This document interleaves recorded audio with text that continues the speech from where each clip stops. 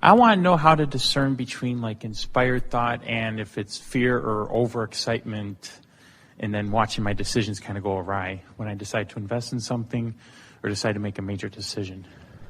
Well, we were talking about that a lot during the first hour and more, because, and it's what we meant when we said, until you are deliberately reaching for sustained alignment and consciously acknowledging that you've got it going on, then often you just have to experience the results of the decisions that you make. In other words, we know that what you're saying is, how do I know in advance before I make the decision? We always say there are two ways to know what your state of alignment is. One is by the way you feel, and the other is by the way things are manifesting.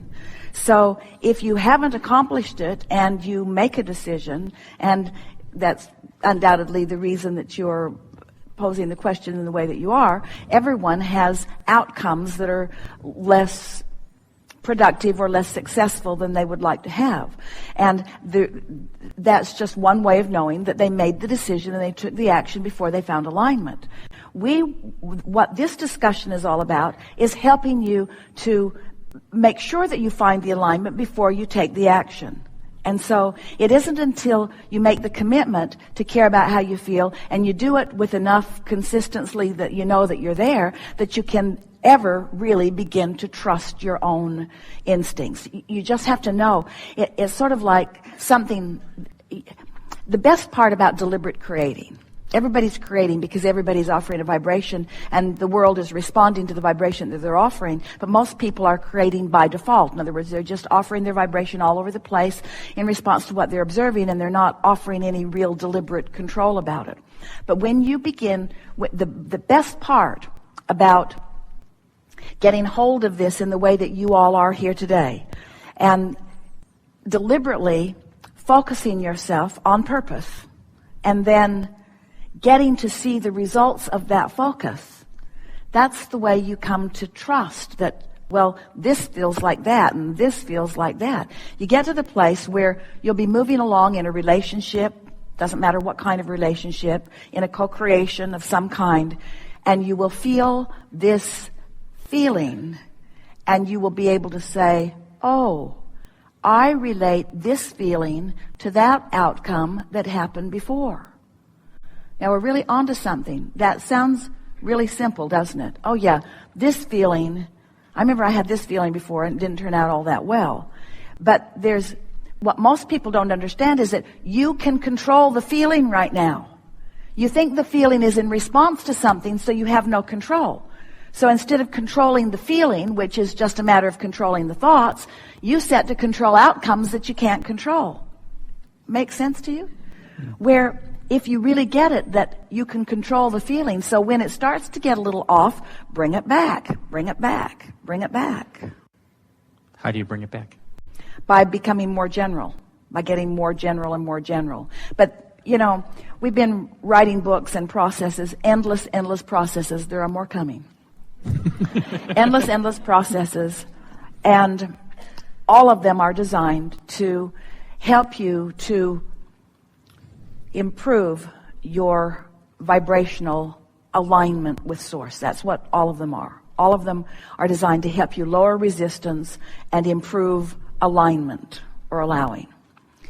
And even as the author of all of those processes, we want to say to you that if we were standing in your physical shoes, we would make a new commitment to ourselves to pay attention to how we feel when we wake up, and do our best to sustain it just for a little while and watch the power of that momentum.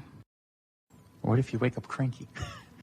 If you wake up cranky... Or like sluggish or anything like that. Well, you didn't wake up cranky. You woke up in the outer atmosphere.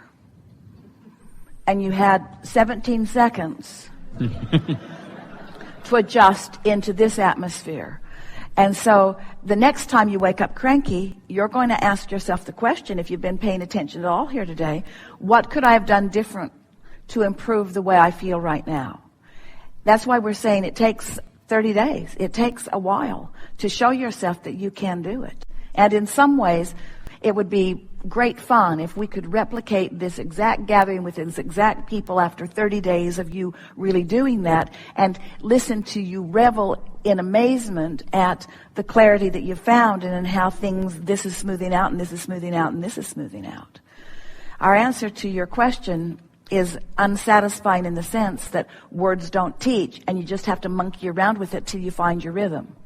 That really is the best way of explaining this. But when we teach you how the laws of the universe work, and then you take us at our word and make the effort to apply just a little bit and then get results, the results are what show you. Everything is relational. And so there is this version of what you want relative to investments, successful choosing, putting not so much in, getting steady, consistent out. In other words, there's this version of what you want that is out there, and as you question it or doubt it or remember opposite things from happening, then you don't get any momentum going on that version. You get momentum going on the other version. So it really boils down to how much airtime am I giving to the different vibrational realities that are out there. You have all created enough different vibrational realities to keep yourself busy for 20 or 30 lifetimes. The question is, are you going to exercise the control that is available to you through the focus of your own mind to actualize or demonstrate the realities that will be pleasing when they unfold? We liked your opening words. Can you repeat them?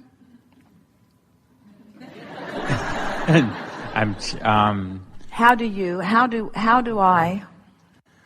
I discern between inspiration, fear, and overexcitement? Like if I hear something, I get initially excited and I buy in or I do it, and then I don't get the results I want. So I wonder if I got conned or hoodwinked or something like that. You see, this is the most exciting conversation that we're about to have. We're just going to enjoy it ourselves before we deliver it to you, and you mess it up with your confusion. But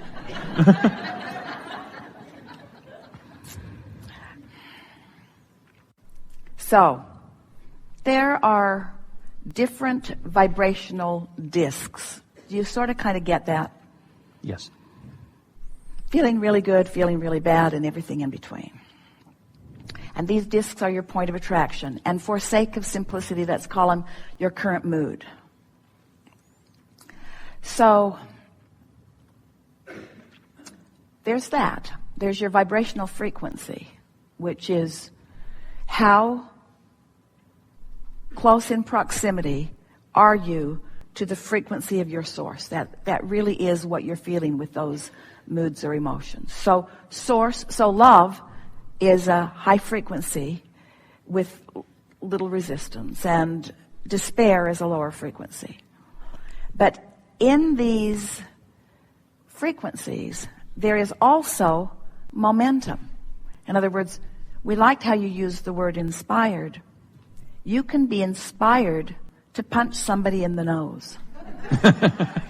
You can just take so much. In other words, you listen to them, you sort of put up with it, you listen some more, you remembered all of the people who were like that you've ever lived with during your life. You sort of nodded with the people that were at the table with you. You saw the tension of those around you. You went 17 seconds and 17 seconds and 17 seconds and 17 seconds and 17 seconds and 68 seconds and another and another and another, and it's been a half an hour and you've been listening to this person, and there's momentum that has built within you until you are inspired to punch their lights out. Yeah? So there's inspiration and there's inspiration. So we want to call inspiration momentum. Okay. And we want to say that momentum is possible on any disc. So we want you to get on the high-flying disc before you decide anything. Because from the high-flying disc, you get... So let's say that someone has something to gain by selling you something. And it's not exactly a win-win situation, and they know it because they're not offering you the fair value that you want. But it's sort of the way the game's played. If you're not smart enough to know that you're being taken advantage of, then there are people who feel like it's fine to take advantage of you. And there's no arbitrator out there in the sky who's sorting all of that out. In other words, that's why you want your gut to guide you. You want to intuitively know what to do. So let's say that person is so determined that they are going to sell this today, and they have supreme momentum going, and you woke up foggy. You're not on your high-flying disc. You don't have your own momentum going. And so you visit with them who has momentum going. Can you see how you can be drawn into their momentum to the point that you'd feel like... And so it's really about where you are before you rendezvous in that physical action-oriented way. Jerry used to say, on a pretty regular basis, if you don't have goals of your own, you become part of other people's goals. And what he was actually saying is, there are people with momentum all around. And if you're walking around without very much momentum of your own going, it doesn't take very much of your attention to their momentum before you become part of their momentum. The question is their momentum in vibrational alignment with you and your high-flying disc? That's the question. And you won't know that until you get on your high-flying disc and get on your high-flying disc and get on your high-flying disc and then. So we know it's boring, but that's our answer. Get on the high-flying disc and then. So then you got to ask, well, how do I get on my high-flying disc? And we told you the easiest way is you wake up there, notice it. And then do it tomorrow, notice it, and then do it tomorrow and notice it.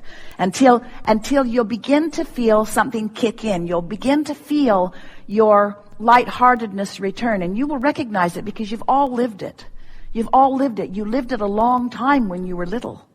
You've lived it. You will recognize it. You will recognize the visceral feeling of it, you see. And then begin to notice that you can perpetuate that good feeling with these thoughts, and you can detract from these good feelings with these thoughts. In other words, begin to feel your momentum. Esther's playing a game. She was playing it just now while she was waiting to come to play with you again. It may be the most meaningful thing that you will ever learn from us. Her grandson taught it to her. Luke is 7. He bought it for his iPad, and Esther bought it for her iPhone. It's called Nutty Fluffies. Seriously important game. It's about momentum. So Esther fills her little rail car or her little roller coaster car full of Nutty Fluffies. She chooses the elephants because she likes how they scream. And then she controls the momentum of them on the track. And it's very interesting because you have to just get it just right, or they fall out and make really sad sounds. Or she crashes them into the side of a mountain because she hasn't controlled the momentum. It's very, very delicate. This is an important metaphysical conversation. She brings them up, and she can't really see what's ahead. And then they come down. If they go too fast, then they fall right out in the track, or the whole thing flips upside down. Controlling momentum is the name of this game. It's the creative game, controlling momentum. Knowing what direction you're moving and controlling your momentum toward it, you see. You're wanting to be up to speed with that which you have accomplished.